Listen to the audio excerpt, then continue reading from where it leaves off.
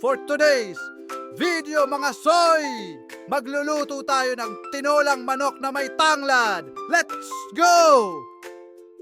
Igisa muna mga soy ang luya, bawang at sibuyas hanggang lumabas ang aroma nito.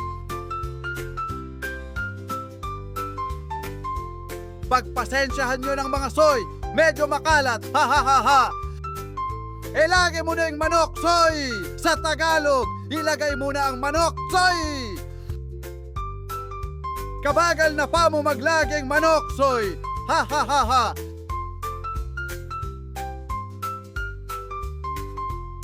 Soy, igisa ng mabuti.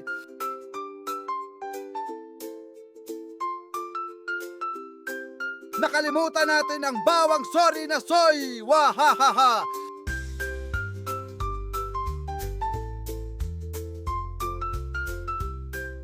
Maglagay ng paminta, soy. Ayon sa gusto mo kasi, soy, yung gusto mo may iba ng gusto. Ha ha ha ha. Maglagay ng patis, soy.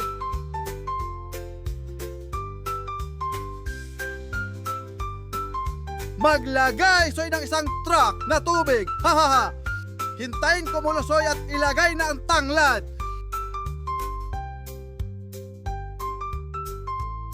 At ang pang-finale, soy, ilagay na ang sayote at hintayin lumambot ang sayote, soy. At boom!